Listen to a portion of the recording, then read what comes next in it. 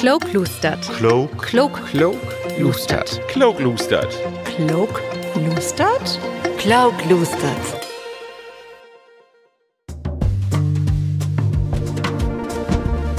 Moin und willkommen zu uns zweite Reich von Kloklustert, dem plattdeutschen Podcast über Wetenschap und Gesellschaft. In dieser Reich schaue ich eins ein Thema rein, plattdeutsche Sprachpolitik. Wir haben 5 Stremels für euch vorbereitet, in der wir verschiedene Perspektiven von plattdeutscher Sprachpolitik belichten wollt. Was ist der Bundesrat für Niederdeutsch, wo ans funktioniert Sprachpolitik auf Landsebene, zum Beispiel in der Rebet von den Billen? Was bedeutet Sprachplan und Sprachutbau und was hat das eins mit der enkelten Person und mit die und mir zu tun?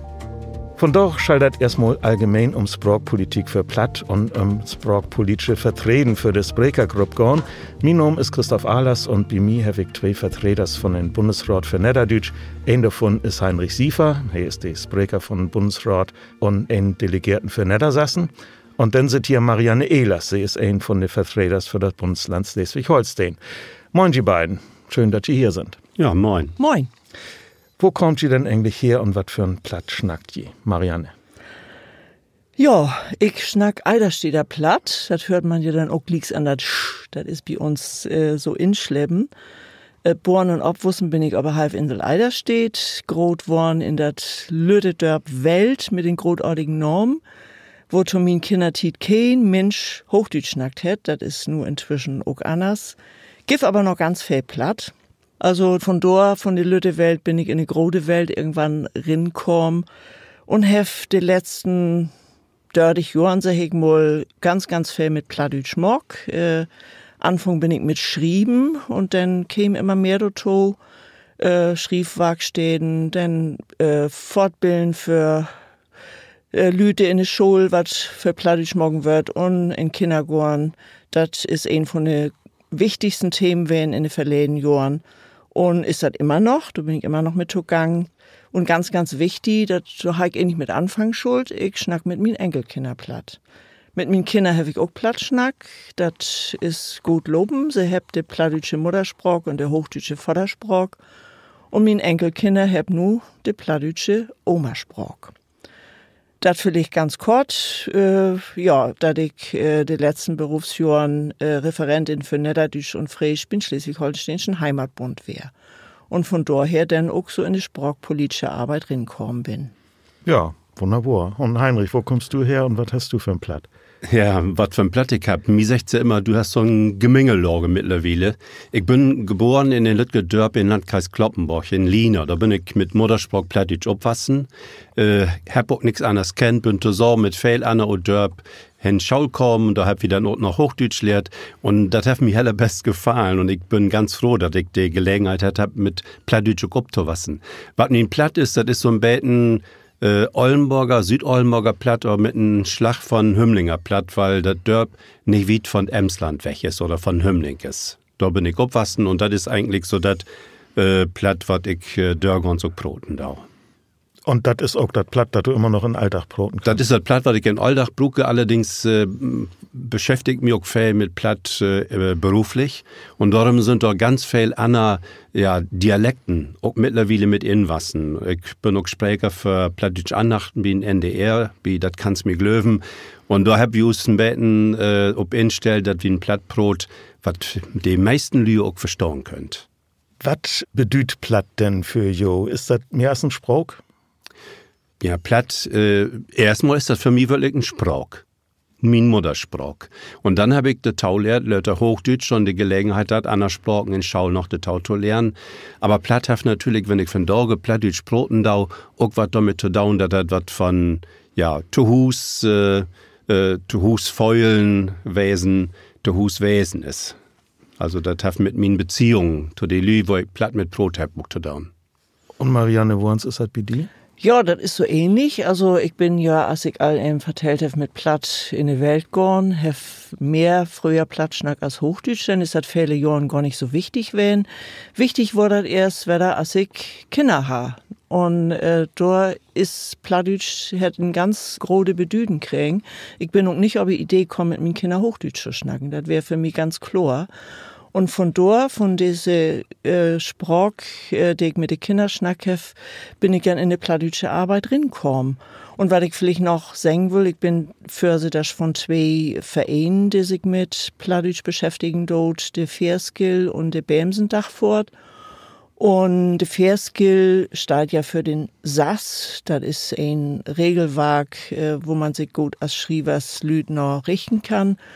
Und von so, daher ist das bei mir auch so, dass mein Platt nicht mehr das echte Eidersteder Platt ist, da ist ganz viel anders auch inzwischen mit reinkommen. Ja, das kommt so mit, das kann ich auch. Das ist so. Ja. Aber das ist dann so ein Entwickeln von der Familiensprach auch, tu das mehr offizielle Platt, ne? Genau. Also, ich glaube, wenn man mit der plattdeutschen Sprach arbeiten da, dann kommt man doch gar nicht rum. Man bleibt nicht bei sin eigen Dörpssprach. Und das ist ja auch nicht gut und richtig so, ne? Das wieder so ein bisschen wiedlöftiger denken und schnacken dort. Ja, und das ist ja das, was den Reichtum von der plattdeutschen Sprache ja gut machen deit, dass wir verschiedene Dialekten habt, dass wir uns auch in verschiedenen Dialekten miteinander verständigen könnt und die anderen Dialekten was abgreifen könnt und hier und da auch Wörfen, was ja wichtig ist für uns Thema, auch was Sprachutbau anbelangt deit. Und das Schöne ist, dass wir uns ja immer all gegenseitig verstehen können. Das finde ich immer so faszinierend.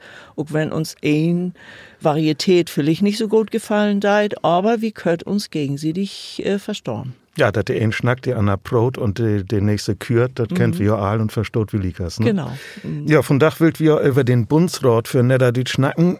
Wann sind Sie dabei? Marianne, wann bist du dabei? Ja, ich bin tatsächlich von Anfang an dabei. Von 2002, da ist der Bundesrat gegründet worden in Bremen. Da schnacken wir sicher Klicks noch mal über. Ja, ich bin ein von den ganz olden Horsen. Sind nicht mehr so viel von Anfang an Saskia, Luther und ich. Und die anderen sind so noch dazugekommen. Heinrich, wann bist du dabei? Ich bin da seit 2010 bei den Bundesrat von Niederdeutsch und bin über den Niedersächsischen Heimatbund damals zu Tau gekommen. Der hat so ein Verfahren, dass man Vorschläge machen kann und dann über das Präsidium von den NHB ist dann immer sind 2 Delegierte von Niedersachsen gewählt worden. Und in Schleswig-Holstein sind auch gut den schleswig-holsteinischen Rat den 2 Leute delegiert worden. Ja. Also habt ihr selbst abstimmt, wo kennen denn in den Bundesrat geht? So ist das. Also den plattdeutschen Rat für Schleswig-Holstein gibt es ja sie 2000, da fängt das ja eigentlich mit an. Und da ist von Anfang an eben auch dann demokratisch utkecken worden, wer geht, war von 2 Leuten Gott in den Bundesrat. Aber den hätte es erst noch gar nicht gegeben, den Bundesrat, ne? Als er den Rat in Schleswig-Holstein gegeben hätte. Nee, da hätte ihm das noch nicht gegeben. Das wäre aber von Anfang an die Idee, also als in Schleswig-Holstein die Initiative käme mit dem plattdeutschen Rat, da wäre all die Idee da achter auch als Reaktion auf die europäische Sprachencharta. Das soll auch ein Gremium geben, was all 8 Bundesländer, wo platt ist, vertreten deit. Heinrich, du bist der Sprecher von Bundesrat für Niederdeutsch. Was versteht sich der Bundesrat denn eigentlich? Was habt ihr für? Ja, es hat versteht sich der Bundesrat für Niederdeutsch. Das ist, kann man wohl sagen, das ist die Stimme für die gut 2 Millionen Sprechers, die Niederdeutsch in Bundesland sprechen dauert. Also in die 8 Bundesländer, wo Plattdeutsch auch zu Hause ist und als Muttersprache, als Alltagssprache noch Brot oder Rät oder Kürt oder Schnackt wird. Und das sind 8 verschiedene Bundesländer, Bremen natürlich, Schleswig-Holstein, Hamburg, Niedersachsen, Nordrhein-Westfalen, Brandenburg, Sachsen-Anhalt und Mecklenburg-Vorpommern. Und das Moje ist, dass wir auch die Plattdeutschen dabei habt, neben der 8 Bundesländer und dann noch Vertreter als Gast, die Sprechers für das Niedersächsische in den Niederlanden. Und schnackt ihr dann alle miteinander platt wie so ein Sitten und könnt ihr alle verstehen? Auch die Plattdeutschen und den Niederländers? Ja, also wie schnackt meist platt. Das kann auch mal passieren, dass wir dann hier und dort mal in Hochdeutsch oder was geht. Aber die meisten Zeit wird platt schnackt und wie gäft auch so viel Meite, dass wir mit der Plattdeutsch vorankommen dort. Und auch die Plattdeutschen, wenn Heinrich Siemens oder Peter Wiens dann Plattdeutsch schnacken dort. Ja, manches hört man dann sogar noch ein bisschen besser Tau, ne? Weil man sich ein bisschen mehr konzentrieren muss. Aber das ist das Schöne, dass wir die verschiedenen Dialekten und die verschiedenen Ort und Wiesen von den plattdeutschen Dialekten bei uns habt. Ja, kommt wie nochmal zurück. Wo ans war die Bundesrat ob letzt wählt? Also das gibt ja in den enkelten Länder verschieden Verfahren, wenn ich das so richtig verstanden habe. Ne? Der einen wählt, der anderen delegiert, den nächsten benömt. Ja, das ist tatsächlich ganz verschieden. Also Schleswig-Holstein wählt, wie ja eben A6. Niedersachsen hat Heinrich eben auch A6, da war die Lüd auch bestimmt, ne? Oder schickt, ja, die wird benäumt. Genau. Die wird benäumt von Heimatbund, von der Niedersächsischen Heimatbund. Sie kommt aber von Vorschlägen her von der Sprechergemeinschaft, von den Plattdütschen in Niedersachsen. Also die machen ein paar Vorschläge und dann wird den NHB wird benäumt, wer dann die Delegation übernehmen deit. Habt ihr dann auch so eine Art Legislaturperiode oder wo lang dauert so ein Amtstitel? Ja, so eine Legislaturperiode haben wir auch und die dauert immer 4 Jahre und dann wird wieder neu wählt oder neu bestimmt, je nachdem, was für ein Verfahren die Länder dann auch habt. Ja, wir sind nur in der Periode, die galt bis 2020, also von 22 bis 2020. Und wenn ihr nur Lust hätte mit zu machen, was muss ihr da? Ja, mitmachen in Bundesrat von Niederdeutsch kann eigentlich jeder, der Spaß daran hat, sich politisch auch für die Sprache einzusetzen. Und das ist ein heil wichtiger Ansatz. Das geht nicht darum, dass wir ein Koppel sind, wo Dönkes vertellt wird. Das geht um Sprachpolitik und jeder, der Maut hat und Lust hat, sich da einzusetzen für Sprachpolitik und für die Sprechergemeinschaft, der kann da gern mitmachen. Und die kann sich auch die kann sich auch bewerben und einfach mal sagen, Mensch, ich habe da wohl Lust mal mitzumachen oder vielleicht auch mal reinzukicken.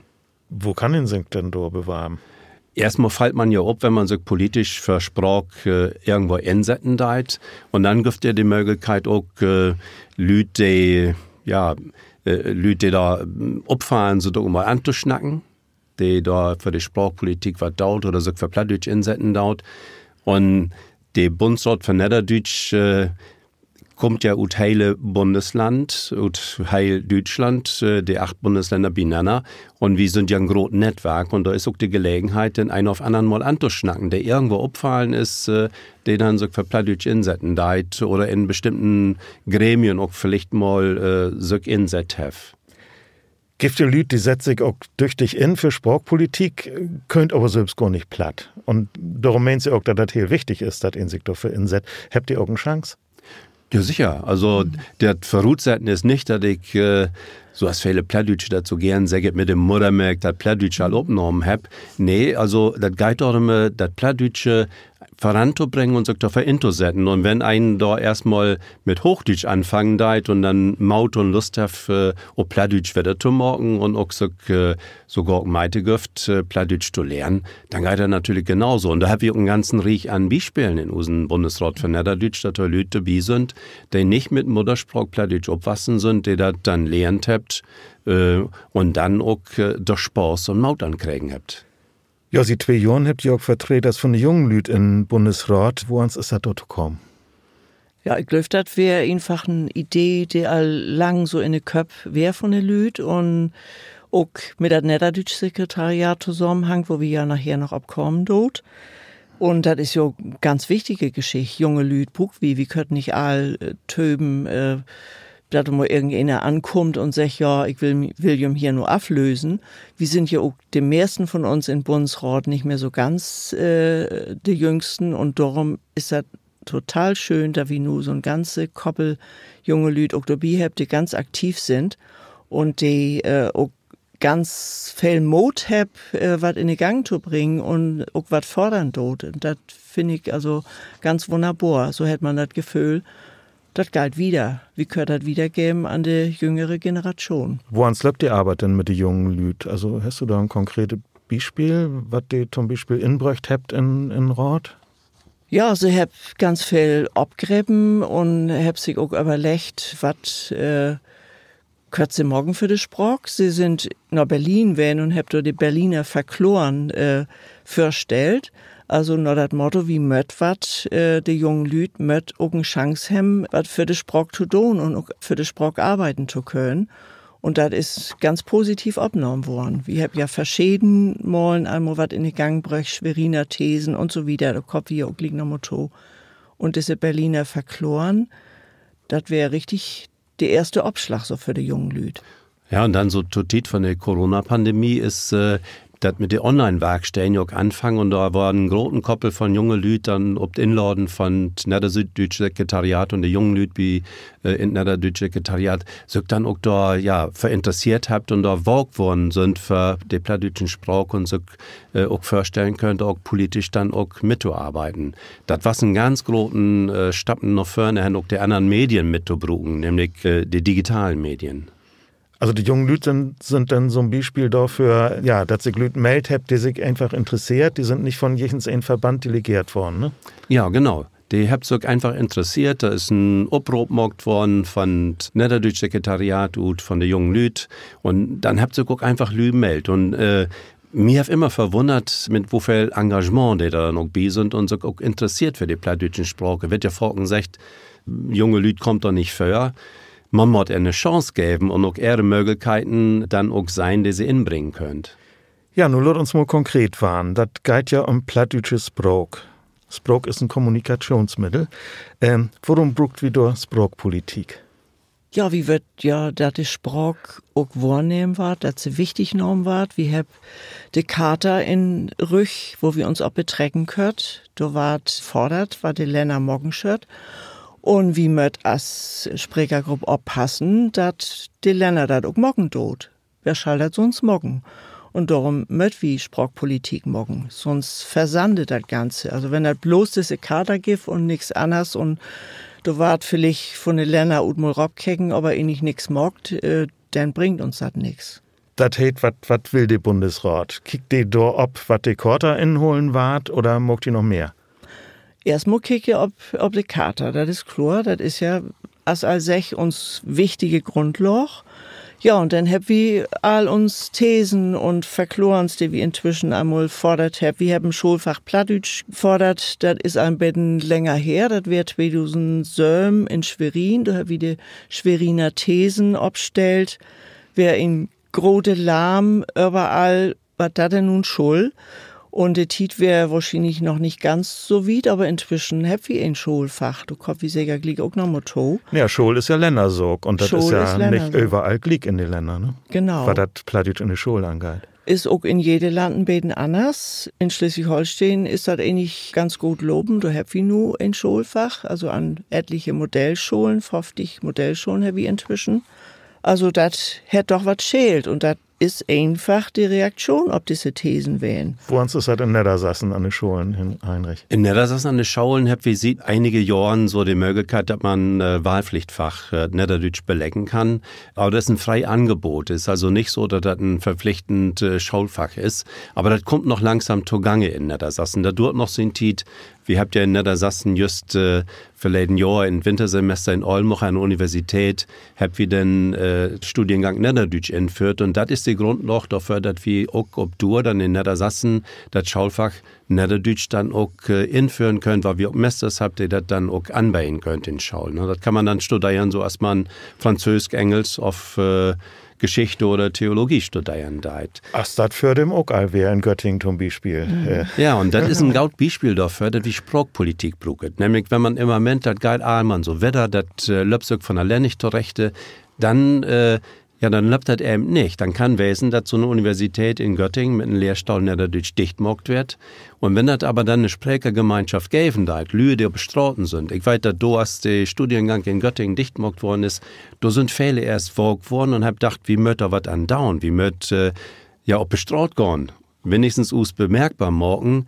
Und da ist erst so auch der Gedanke gekommen, Sprachpolitik ist heil wichtig, sonst dann ist das irgendwann so, dass Plattdeutsch keine Rolle mehr spielen darf. Dann kriegt wir nicht in Schule rein, in den Kindergarten nicht rein und dann haben wir auch keine Möglichkeiten mehr, das irgendwann zu fordern.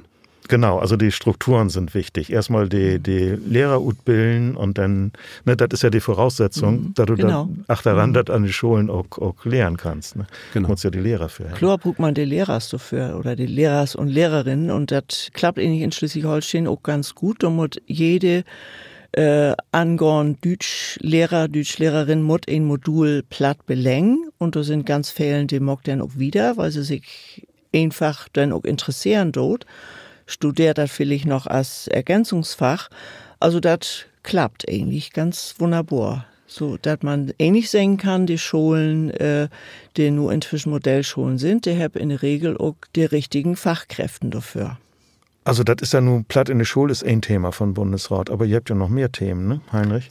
Wir haben noch mehr Themen. Wir haben natürlich, wir platt in der Pflege, wo wir mit unterwegs sind, wo wir 2008 in Schleswig damals die Schleswiger Thesen dann verbreitet habt, wo wir gemerkt habt, wo wichtig das ist, dass man Leute, die mit ihrer Muttersprache, Niederdeutsch, Plattdeutsch aufwachsen sind, auch in die Allenhäuser, in Krankenhus, aber auch in die sozialen Innenrichten, dass da auch die Leute mit Platt bemäut wird und da in Tumult kommen könnt.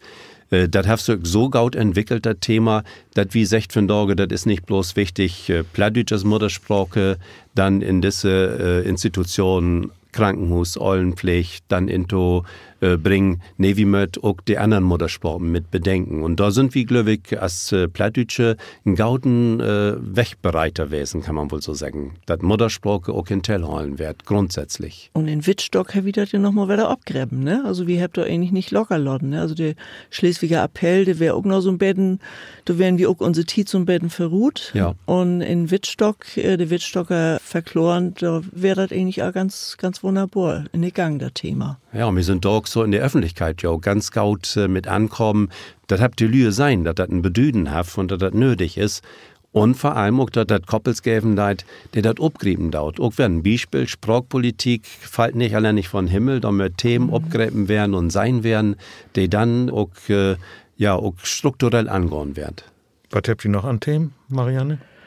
Funkloch stoppen ist ja ein von unseren Nierenthemen. Da sind wir ja nun auch ein ganze Tito bi. Dat wie sech heb, die Lüd möt die Möglichkeit haben, plattdütschen Radiosender auch inzuschalten und jeden Tag ein plattdütsch Radio zu hören. Wir haben einmal in Schleswig-Holstein ganz guten Abschlag, der aus verschiedenen Gründen erstmal stoppt worden ist, um in Bild zu bleiben, aber da sind wir an. Wir haben ganz viele Partners, die da mit dabei sind. Und wir haben da immer auch in den europäischen anderen Ländern gucken, wo sie da ut, wo sie da in Finnland ut, Schweden und so wieder. Da gibt das Senders, die in den englischen Sprachen senden dort. Also das ist ein ganz wichtiges Thema, da wart wir uns die nächsten Jahren sicher noch wieder mit beschäftigen. Und dann die Arbeit für die jungen Leute, wo wir immer kurz überschnackt haben, das ist ja eigentlich auch was uns ganz doll an Hart liegt. Also Medienpolitik ist ein Thema. Genau. Sprachpolitik für die Medien. Medien ist ja nicht bloß Rundfunk. Ne? Also Medien sind ja auch die Blätter, ist auch Fernsehen. Was sind dort die Initiativen oder gibt es da Initiativen? Wir haben die Jahren über regelmäßig auch zu verschiedenen Themen als Bundesrat für Niederdeutsch auch so Studien da gemacht. Und da war es auch mal das Thema Plattdeutsch in den Medien oder Platt in der Pflege. Und das ist immer dann so ein Auftakt, wo achter Norden noch kicken wird, womit wir noch mehr achter Tau. Und bei den Medien war es das so, dass ein Erfolg gewesen ist, dass wir dann mit Funklochstoppen vorankommen sind. Das stockt nur ja so ein Beten, weil das dann nicht so richtig mehr auf den Pad kommen ist oder weil das dann stoppt worden ist. Aber wie kiegt auch, was ist ans in den Medien los? Natürlich auch in der digitalen Welt. Und da ist es heil wichtig, dass wir auch die jungen Leute in den Bundesrat von Niederdeutsch mit dabei habt, die dort ein ganzes Stück auch selbstverständlich mit umgegangen dauert. Und darum sind wir auch hier, ne? Hier machen wir jetzt einen feinen Podcast, das ist ja nun auch was ganz Modernes. Genau, da muss man immer mal wieder auf hinwiesen, dass Medien oder Rundfunk hüt nicht mehr linear ist, ne? Genau. Oder nicht sehen muss, sondern kann eben auch digital sehen und dann kann ihn das hören, wenn ihn Lust dazu hat und nicht, wenn das just kommt. Wie könnt man inschalten, wenn wir wird. Genau. Ja, was sind denn die Themen ob Stunds von Plattdeutschen Rat? Hey, wichtig ist natürlich, ob uns das Thema Bildungspolitik, das wieder vorankommt, aber auch natürlich so was als Sprachenplan. Wir brauchen einen strukturellen Plan, wo will wir hin mit der plattdeutschen Sorg, mit der plattdeutschen Sprache, wo möchten wir noch tau. Das ist uns heil wichtige und wir haben jetzt in Maimond ja ein veranstaltender Tau in Hamburg, den 31. Mai, wo das um das Entwickeln von Sprachenplan gegangen ist. Was heißt denn Sprachenplan? Ja, wo kommt wir wieder mit Plattdeutsch Sprachutbau? Wo finden wir die Gelegenheit, dass wir in der modernen Welt das Plattdeutsche auch als selbstverständlich mit inbringen können? Wo kriegt wir das hin, dass in der Bildungsarbeit, dass in Schaul, dass in den Medien Plattdeutsch mit sein wird? Das hat viel damit zu tun, dass die Arbeit von Bundesrat für Niederdeutsch mit dafür sorgt, dass Plattdeutsch sichtbar bleibt. Dass das in Alltag vorkommt und nicht bloß bei Lütke Krings, wo Dönekes vertellt wird. Nee, das muss überall dort vorkommen, wo Lüt beieinander kommt und miteinander das auch in Plattdeutsch dauern will, was sie ernst auch ob Hochdeutsch oder ob in anderen Sprachen macht. Die Grundlage für Jon Arbeit ist ja die Europäische Charta für Regional- und Minderheitensprachen. Was ist das für ein Aufkommen? Ja, wir haben in Deutschland eine einzige Regionalsprache, die schult wird, das ist das Niederdeutsche. Und wir haben aber eine ganze Reihe Minderheitensprachen, da haben wir das Dänische in Schleswig-Holstein an der Grenze. Wir haben das Friesche, da gibt es verschiedene Variationen, das Nordfriesisch, das Sodderfriesisch und das Nordfriesische teilt sich auch noch in verschiedene Varietäten. Dann haben wir das Böversorbsch und das Niedersorbsch und die Sprache von den Sinti und Roma, das Romanes, das sind die. Was für ein Bedeutung hat denn die Sprachencharta nur auch für den Niederdeutschen? Wir können uns ob er betrecken, sie gibt uns den Wind in den Rücken, ja, sie stützt uns, sie gibt uns Stütt. Wir müssen aufpassen, dass die Länder, die verschiedenen Punkten in der Charta tegend haben, die dann nachher auch inholen, dass auch was passiert. Also wie habt er einfach durch, wie brucht er, wie müssen immer wieder rinkicken und die Länder dort aufmerksam machen, wenn das nicht so funktionieren deit. Nun habt sich ja die Länder verschiedene Punkten für sich angenommen. Das ist ja gar nicht so einfach, da durchzukicken, ne? Dort haben wir nun auch jede Bundesland uns Delegierten, ne? Jede Bundesland muss dann ob sie in eigen Land kicken, was ist dort tegend worden und was passiert und was nicht. Wir haben ja immer diese Berichten, die dann auch immer ankicken waren möcht und da mal wieder auch was zu sagen, wenn da irgendwas fehlt und da tut wieder auch. Das ist ein Aufkommen, das ist ein Vertrag, den Europa mit den enkeln Bundesländern und mit den enkeln Ländern in Europa auch teigen, dass die Lütgensprachen Schul kriegt und dann auch verwendet werden dürft. Ja, wichtig ist ja auch zu wissen, das ist kein dönsches Kram, das ist ernsthaftige Sorge. Zum Beispiel, genau. Wo hast du das mit Formulare ut? Also das gibt ja so Formulare, die ich auf Hochdeutsch nicht verstehe. Dann habe ich ja vielleicht eine Chance, wenn die in Plattdeutsch formuliert waren. Ist sowas einmal andacht worden?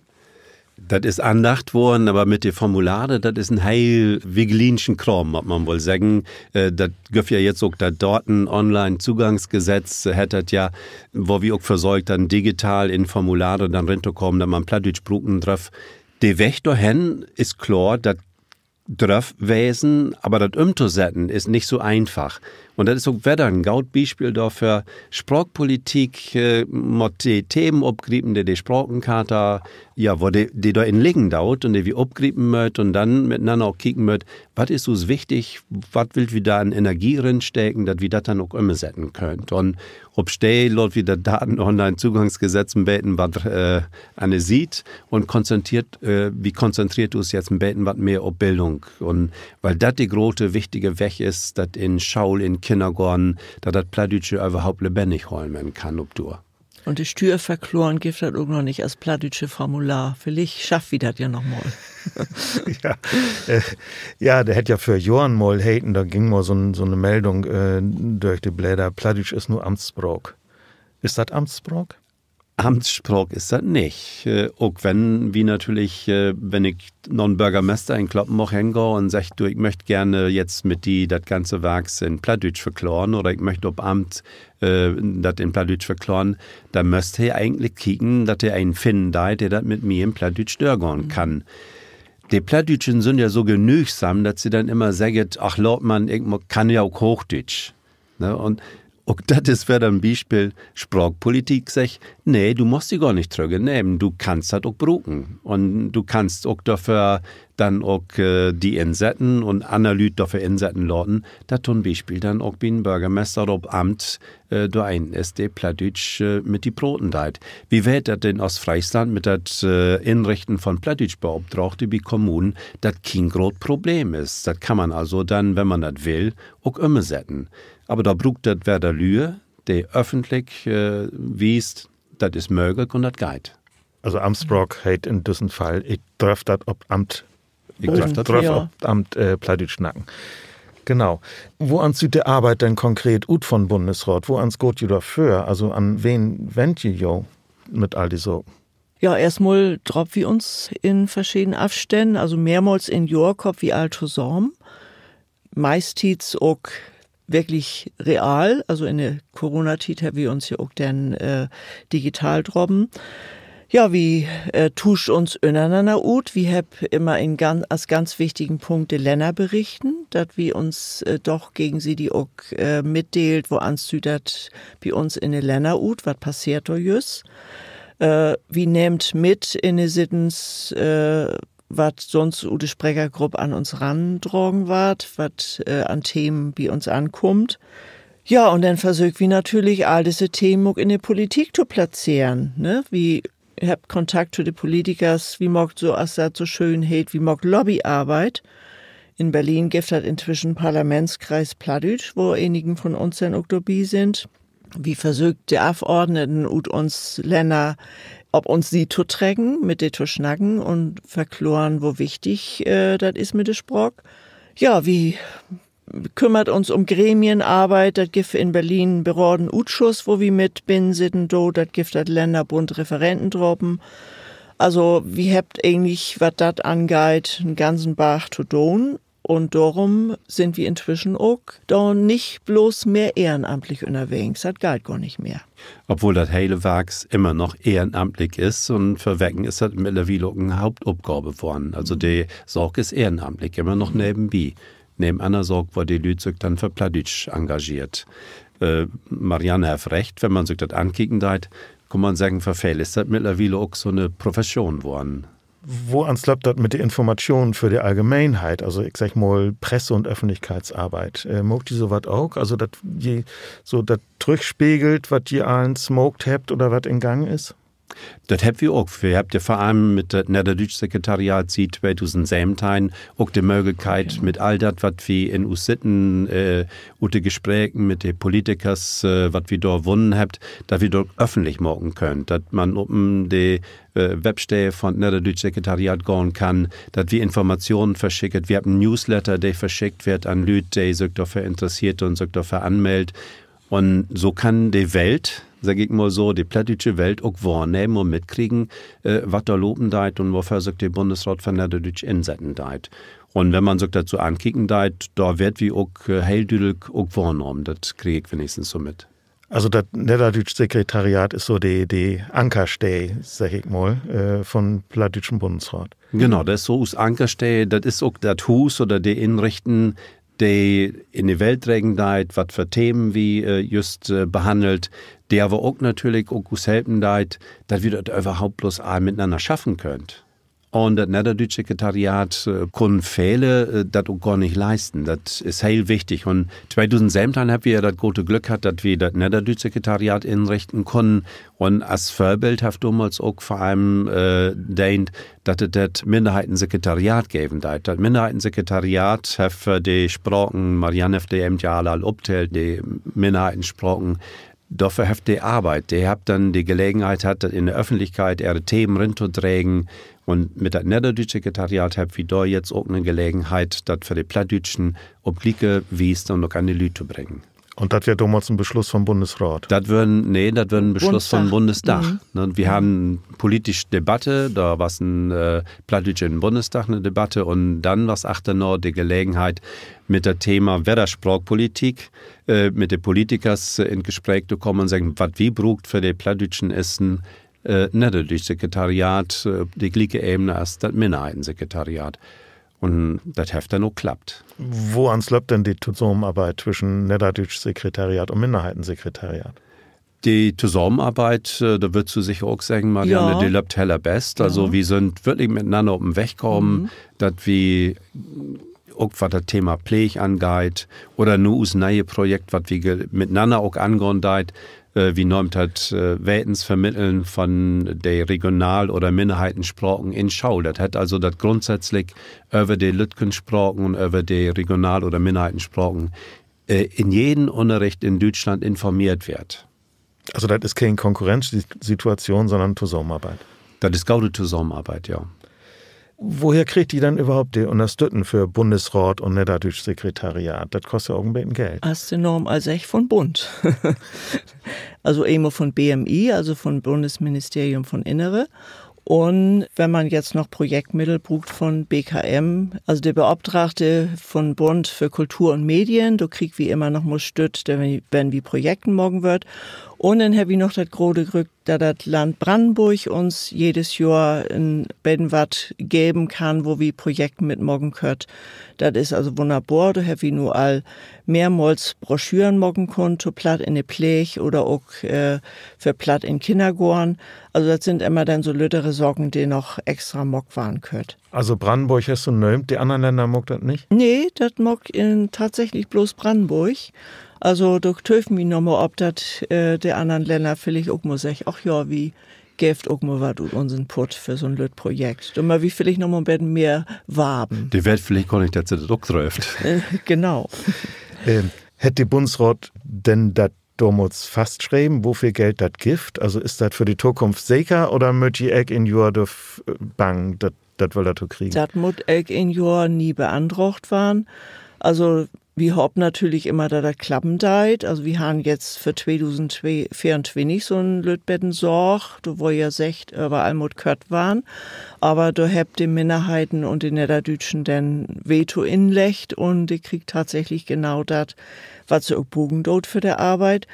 Klar, und jedes Jahr muss immer einen ganz großen Antrag schreiben waren. Also da fällt nichts von heben. Das muss also wirklich immer ganz kompliziert beantragt waren wie ein Bund. Ja, ich als Laie denke ja, wenn der Emo sagt, das will wir haben, das will wir stütten, dann sorgt sie söms dafür, dass das auch stütt wart, ne? Naja, da kennt man doch die deutsche Bürokratie. Das ist so, als das ist. Man muss alles beantragen. Auf Länderebene ist das just so und wie ein Bund ist das vielleicht sogar noch ein Ticken komplizierter. Na, bei Projekten kann ich das verstehen, aber bei so Institutionen kann ich das nicht verstehen, aber ist so. Als das ist.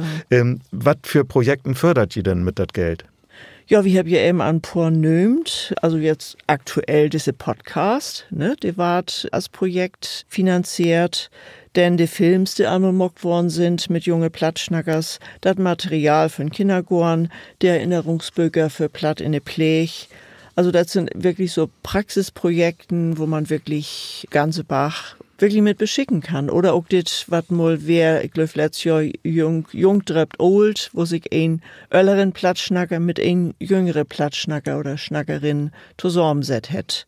Ja, und dann gibt es auch noch einen U-Tusch. Wir haben eben als 6 Minderheiten und die plattdütschen Arbeit eng zusammen. Nu gibt es einen U-Tusch mit junge Lüd von den Minderheiten und von den Plattdütschen. Und das klappt also auch ganz wunderbar. Da sind wir nur all in der zweiten Runde. Da geht das dit ja auch wieder. Und da lehrt man voneinander und kriegt ganz viel voneinander mit. Das ist ein ganz feine Sorg.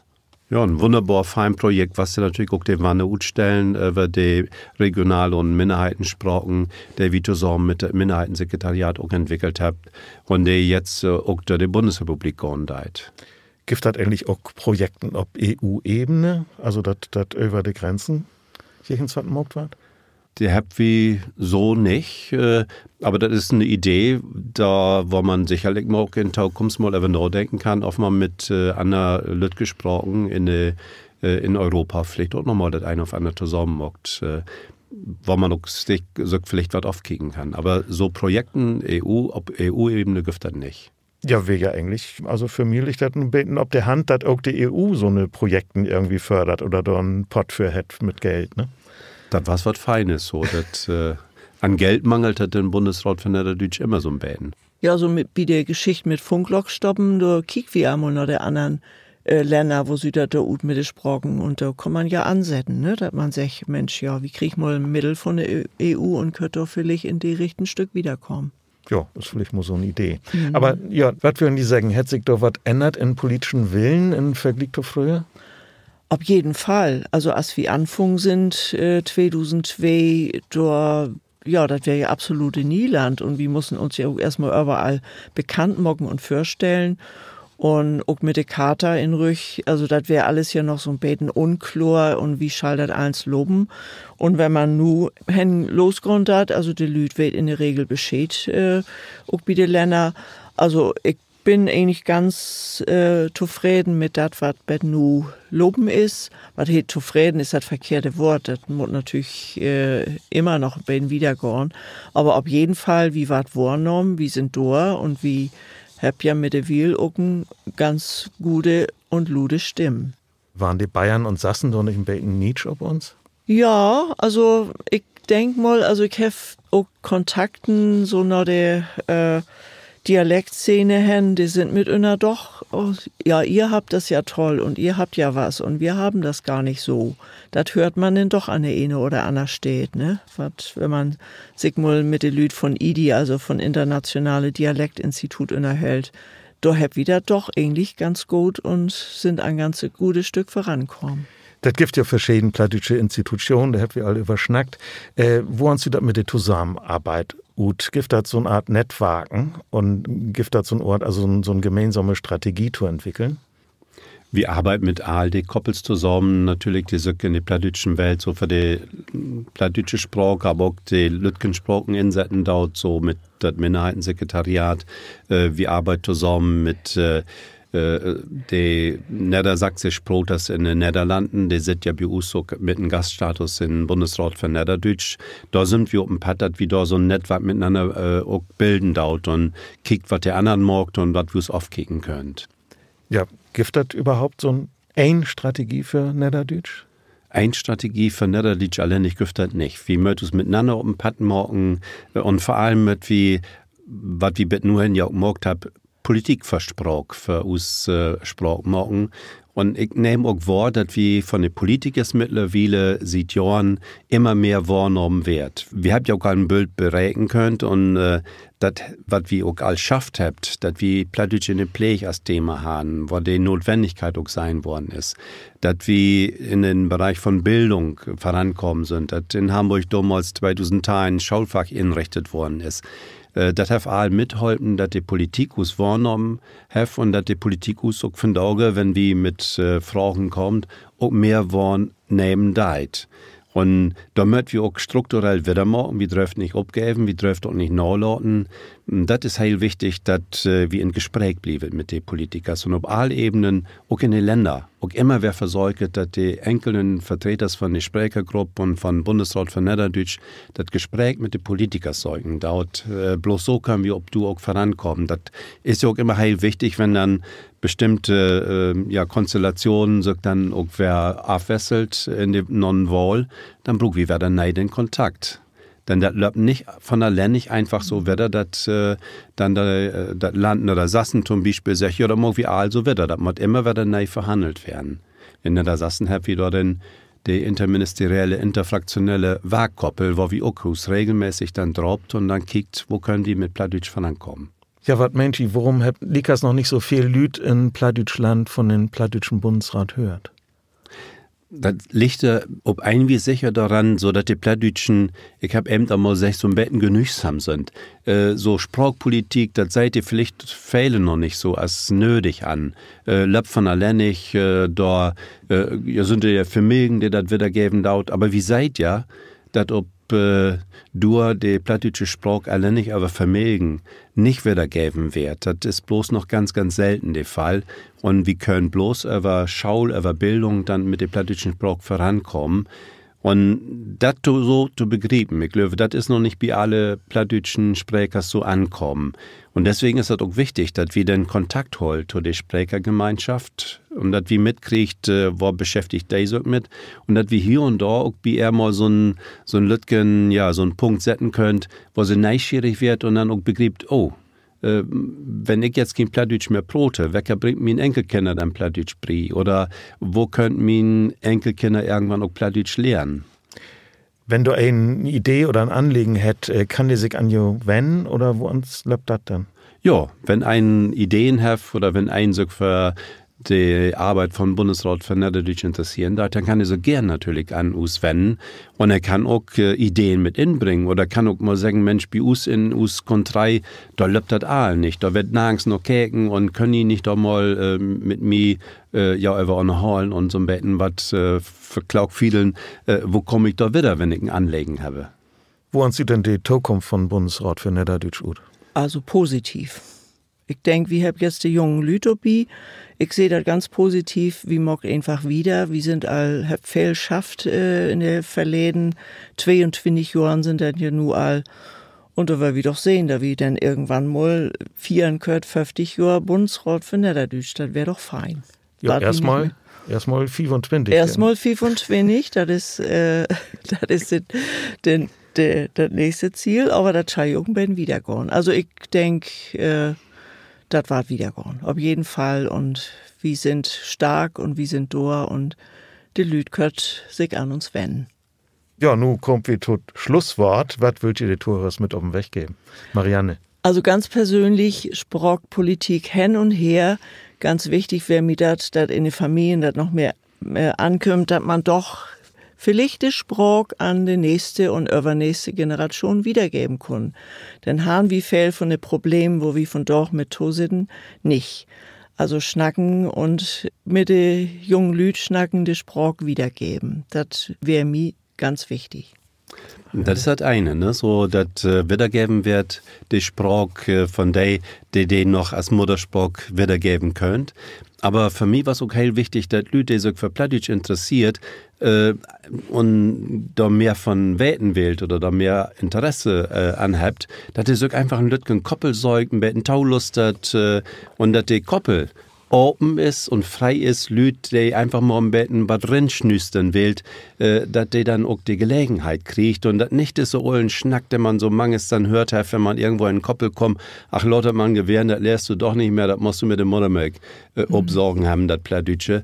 Ich finde, heil wichtig ist so, die Plattdeutschen müssen open machen für alle Lüt, die irgendwie ein Interesse finden dort an der plattdeutschen Sprache. Und wie weht ja, die Umfragen wiesen das ja immer wieder, dass die plattdeutsche Sprache so in der Bevölkerung ein hoch Ansehen hat und dass Leute sich dafür interessieren dort. Plattdeutsch ist ein Sprach kann ihn lernen und Plattdeutsch ist leichter als Chinesisch. Das glaube ich auch. Auf jeden Fall. Ja, liebe Leute, wenn ihr noch andere Fragen an die Gäste oder Zurückmelden an uns habt, wenn ihr das gefallen hätt oder auch wenn nicht, dann schreibt uns gern an info@niederdeutschsekretariat.de. Das wird von uns. Besten Dank an Marianne Ehlers und Heinrich Siefer von Bundesrat für Niederdeutsch. Ich bin Christoph Ahlers und wieder geidert mit plattdeutsche Sprachpolitik in den nächsten Stremel von Klog-Lustert. Mein Name ist Benita Brunnert und in uns nächsten Stremel von Klog-Lustert snack ich mit Ute Eisenack und Heinrich Siefer von Bundesrat für Niederdeutsch über die Sprachpolitik von den Ländern und dort geht es sonderlich um die Bildungspolitik. Was brucht wie noch für Gesetzen die Sprach voranzutreiben und was habt ihr für Träume? Ob lange Sicht, was die plattdeutsche Sprach angeht, dat und noch mehr sind uns Themen wie den nächsten Stremel von Klog-Lustert. Klog-Lustert.